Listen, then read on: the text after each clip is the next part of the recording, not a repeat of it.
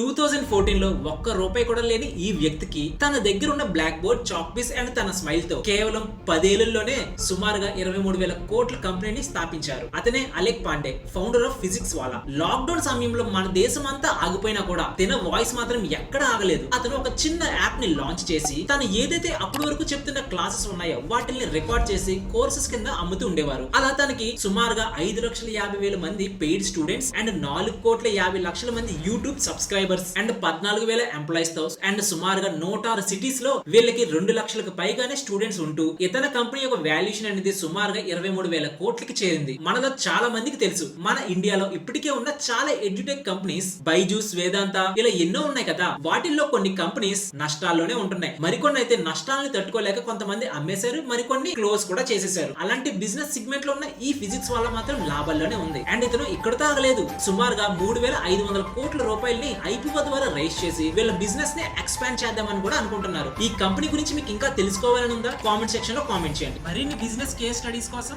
మన ఛానల్ ని సబ్స్క్రైబ్ చేసుకోండి.